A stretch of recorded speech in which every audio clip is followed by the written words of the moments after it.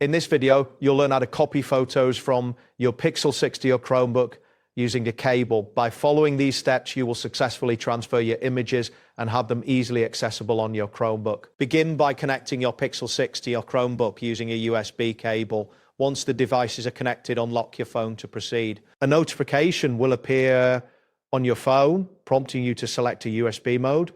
Choose the option labeled File Transfer. This mode grants access to your files, enabling the copying process. Ensure that the connection remains stable throughout this step, as this is critical for a successful transfer. Next, turn your attention to your Chromebook.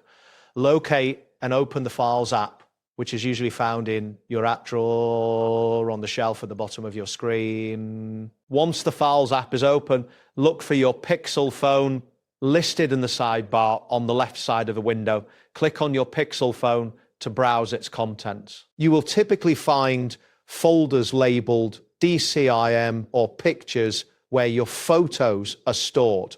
Take your time to navigate through these folders and identify the specific photos you wish to copy. After locating the desired photos, select them by clicking on each image.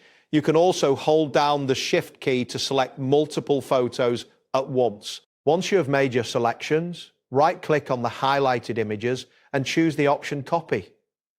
Now, navigate to the destination folder on your Chromebook where you want to store these photos. This could be any folder you prefer, such as the Downloads or Pictures folder. Once you've reached the intended folder, right-click in the empty space and select the option Paste. The transfer process will begin, and you may see a progress bar indicating the status of the copying.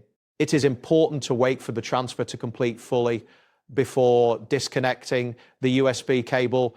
Interrupting the process could lead to incomplete file transfers and potential data loss. Your photos will now be available in the chosen folder on your Chromebook. That wraps up today's guide.